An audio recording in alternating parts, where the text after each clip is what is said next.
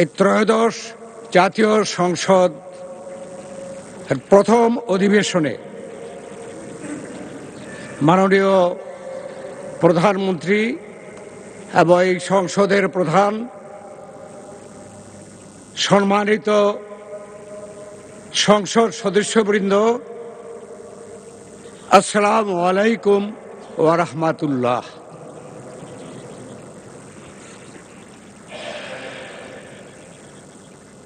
মাননীয় সদস্যবৃন্দ,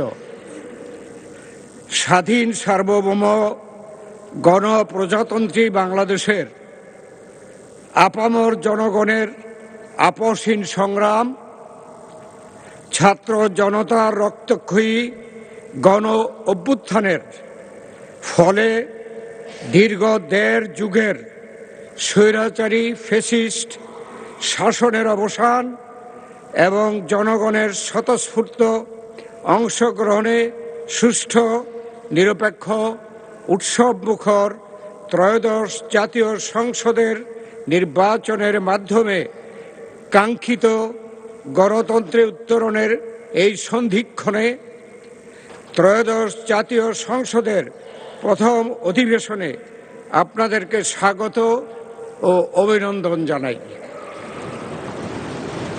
জনগণের ম্যান্ডেট নিয়ে জনগণের পক্ষে কাজ করার জন্য আপনারা মহান জাতীয় সংসদে এসেছেন।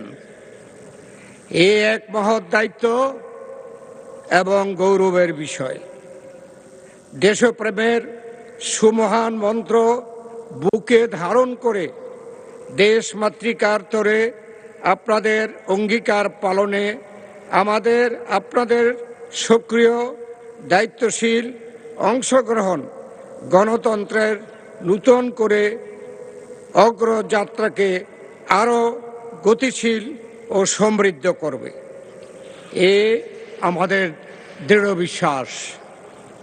জনগণের প্রত্যাশা পূরণ, গণতন্ত্রের ভিত সুদৃঢ়করণ, স্বচ্ছতা, জবাবদিহিতা ও সুশাসন প্রতিষ্ঠায় আমাদের ঐক্যবদ্ধ নিরলস প্রয়াস অব্যাহত রাখতে হবে। মাননীয় সংসদ সদস্যবৃন্দ,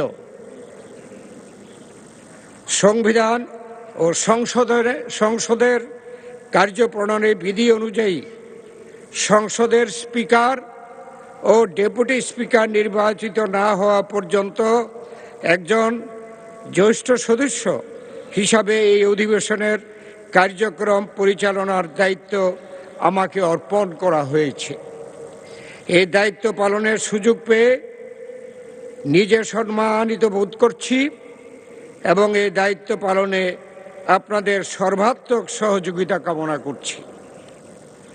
আজকের এই ঐতিহাসিক ক্ষণে সর্বসম্মতিক্রমে আমাকে ত্রয়োদশ জাতীয় সংসদের প্রথম বৈঠকে সভাপতিত্ব করার সুযোগ প্রদান করায় পরম করুণাময় মহান আল্লাহ তাআলার দরবারে শুকরিয়া আদায় করছি। একই সঙ্গে আপনাদের প্রত্যেকের প্রতি আমার আন্তরিক কৃতজ্ঞতা প্রকাশ করছি। আমাকে মহান দায়িত্ব পালনের উপযুক্ত বিবেচনায় করার জন্য সংসদ, মাননীয় নেতা, মাননীয় প্রধানমন্ত্রী ও সকল মাননীয় সংসদ সদস্যদের প্রতি গভীর কৃতজ্ঞতা ও ধন্যবাদ জ্ঞাপন করছি। মাননীয় সংসদ সদস্যবৃন্দ, গণতন্ত্রের এই গৌরবময় শুভ ক্ষণে দাঁড়িয়ে গভীর শ্রদ্ধার সঙ্গে স্মরণ করছি মহান মুক্তিযুদ্ধের বীর শহীদ, বীরাঙ্গনা নারী, বীর মুক্তিযোদ্ধাদের, যাদের আত্মত্যাগের বিনিময়ে আমরা পেয়েছি স্বাধীন সার্বভৌম বাংলাদেশ। সেই সাথে স্মরণ করছি বাংলা ভাষার মর্যাদা রক্ষায় উপসর্গকারী, ভাষা আন্দোলনকারী ও ভাষা শহীদদের। স্মরণ করছি দীর্ঘ 18 বছরের স্বৈরাচার বিরোধী আন্দোলনে অংশগ্রহণকারী সকল সংগ্রামী মানুষ ও রাজনৈতিক নেতা কর্মীদের যারা নিপীড়ন, গুম, হত্যার শিকার হয়েছেন। আরও স্মরণ করছি জুলাই গণ অভ্যুত্থানে অদম্য ছাত্র জনতাকে যারা শহীদ ও আহত হয়েছেন। তাদের ত্যাগ আমাদের স্মরণ করিয়ে দেয় স্বাধীনতা অর্জনের মতোই তার সংরক্ষণ ও চর্চা করাও একটি অবিরাম দায়িত্ব। ত্রয়োদশ জাতীয় সংসদ নির্বাচন আমাদের গণতন্ত্র পুনরুদ্ধারের এক গুরুত্বপূর্ণ মাইল ফলক। দীর্ঘ 18 বছর পর জনগণ নির্বিঘ্নে ভোটাধিকার প্রয়োগের সুযোগ পেয়েছে। চ্যালেঞ্জিং এ সময়ে চতুর্থবারের মতো সরকার গঠন করায় বাংলাদেশ জাতীয়তাবাদী দলকে আন্তরিক অভিনন্দন জানাই। সংসদ নেতা ও প্রধানমন্ত্রী হিসাবে দায়িত্ব গ্রহণ করায় বিএনপির চেয়ারম্যান মাননীয় প্রধানমন্ত্রী জনাব তারেক রহমানকে জানাই উষ্ম অভিনন্দন ও শুভেচ্ছা। প্রথমবারের মতো জাতীয় সংসদে বিরোধী দলের দায়িত্ব গ্রহণ করায় বাংলাদেশ জামায়াতে ইসলামকে আমি অভিনন্দন জানাচ্ছি। মাননীয় সদস্যবৃন্দ, গভীর শ্রদ্ধা ও কৃতজ্ঞতার সঙ্গে স্মরণ করছি মহান স্বাধীনতার ঘোষক, বহুদলীয় গণতন্ত্রের প্রবক্তা ও চর্চাকারী আধুনিক বাংলাদেশের রূপকার এবং বাংলাদেশ জাতীয়তাবাদী দলের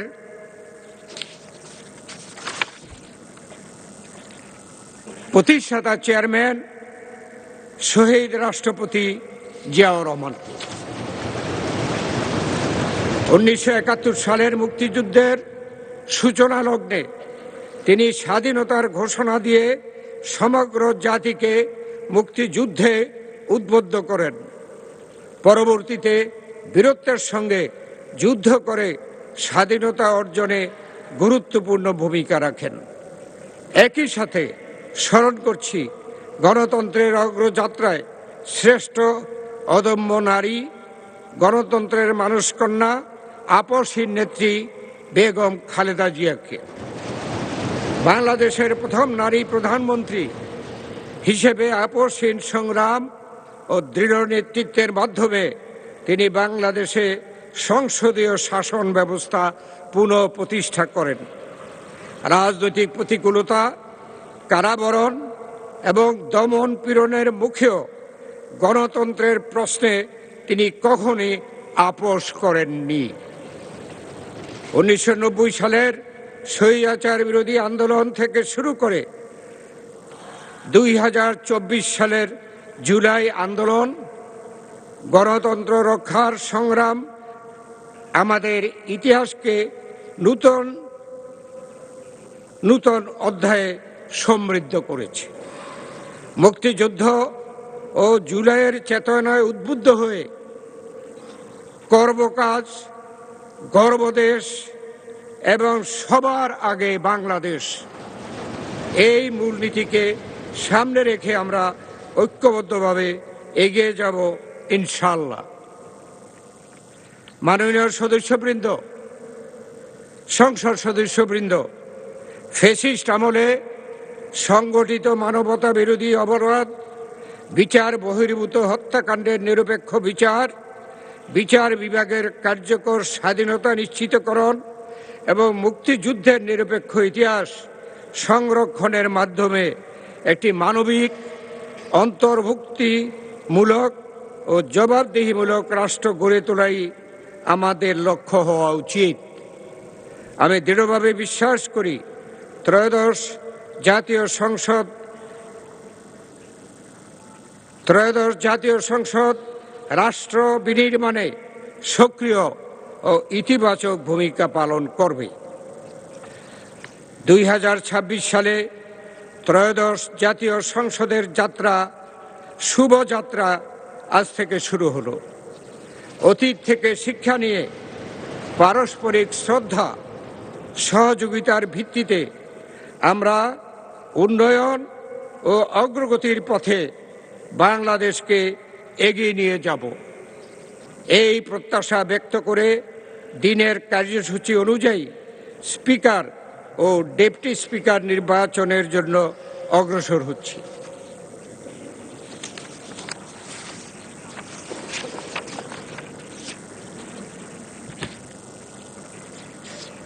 মাননীয় সংসদ সদস্যবৃন্দ, আজকের দিনের কার্যসূচি অনুযায়ী এখন স্পিকার ও ডেপুটি স্পিকার নির্বাচন। আমি প্রথমেই স্পিকার পদে নির্বাচনের বিষয়টি নিয়ে অগ্রসর হব। জাতীয় সংসদের স্পিকার পদে নির্বাচনের জন্য আমি একটি মাত্র মনোনয়নপত্র পেয়েছি। এই মনোনয়নপত্রে স্পিকার নির্বাচনের জন্য মাননীয় সংসদ সদস্য জনাব হাফিজউদ্দিন আহমদ বীর বিক্রম 117 ভোলা 13 এর নাম প্রস্তাব করা হয়েছে। প্রস্তাবটি করেছেন সংসদীয় সদস্য মোহাম্মদ নুরুল ইসলাম 110 বরগুনা 2 এবং এই প্রস্তাবটি সমর্থন করেছেন মাননীয় সংসদ সদস্য জনাব রকিবুল ইসলাম 101 খুলনা 3। মাননীয় সদস্য জনাব হাফিজউদ্দিন আহমদ বীর বিক্রম জানিয়েছেন যে তিনি নির্বাচিত হলে জাতীয় সংসদের স্পিকার হিসাবে দায়িত্ব পালন করতে সম্মত রয়েছেন। আমি প্রস্তাবটি উত্থাপনের জন্য মাননীয় সংসদ সদস্য জনাব নুরুল ইসলাম 110 বরগুনা 2-কে আহ্বান জানাচ্ছি। মাননীয় স্পিকার, মাননীয় সভাপতি, আজকের এই মহান সংসদে আমাদের সকল সদস্যবৃন্দের নিয়ে আমাদের সংসদ নেতা জনাব তারেক রহমান সাহেবের নেতৃত্বে আমরা এখানে উপস্থিত পেরে আল্লাহর শুকর আদায় করছি। মাননীয় সভাপতি, আজকের এই মহান জাতীয় সংসদে মাননীয় স্পিকার হিসেবে 117 ভোলা 3 জনাব হাফিজউদ্দিন আহমদ বীর বিক্রম তাকে মাননীয় সংসদ স্পিকার হিসেবে নির্বাচিত করার জন্য আমি প্রস্তাব উত্থাপন করছি।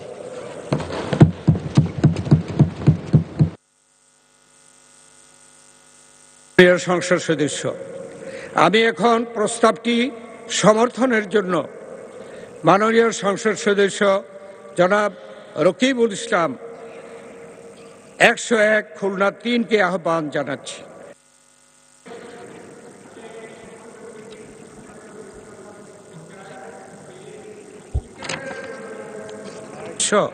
জনাব হাফিজউদ্দিন আহমেদ বীর বিক্রম, তিনি 117 ভোলা 3-এর সংসদ সদস্য।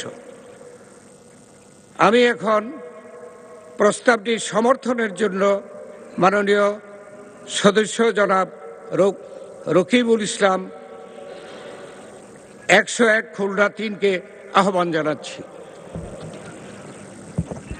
ধন্যবাদ মাননীয় সভাপতি। বিসমিল্লাহির রহমানির রহিম। আমি রকিবুল ইসলাম 101 খুলনা 3, সংসদ সদস্য মোহাম্মদ নুরুল ইসলাম 110 বরগুনা 2, চিফ হুইপ জাতীয় সংসদের উপযুক্ত প্রস্তাবটি সমর্থন করিতেছি।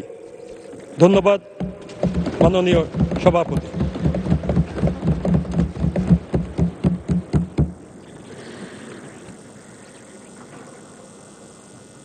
সম্মানিত সংসদ সদস্যবৃন্দ, স্পিকার পদে নির্বাচনের জন্য মাত্র একটি মনোনয়ন পাওয়া গেছে। এ অবস্থায় মাননীয় সংসদ সদস্য জনাব হাফিজউদ্দিন আহমদ বীর বিক্রমকে স্পিকার পদে নির্বাচিত হয়েছে বলে ঘোষণা করা যেতে পারে, কিন্তু কার্যপ্রণালী বিধির ৮ বিধিতে স্পিকার পদে নির্বাচন সম্পর্কিত প্রস্তাব ভোটে দেওয়ার বিধান থাকায় আমি প্রস্তাবটি সংসদের সামনে পেশ করছি। সংসদের সামনে প্রশ্ন হচ্ছে, নির্বাচনী এলাকা ১১৭ ভোলা ৩ থেকে নির্বাচিত মাননীয় সংসদ সদস্য জনাব হাফিজ উদ্দিন আহমদ বীর বিক্রমকে বাংলাদেশ জাতীয় সংসদের স্পিকার পদে নির্বাচিত করা হোক। যারা এই প্রস্তাবের পক্ষে আছেন তারা হা বলুন। যারা এই প্রস্তাবের বিপক্ষে আছেন তারা না বলুন।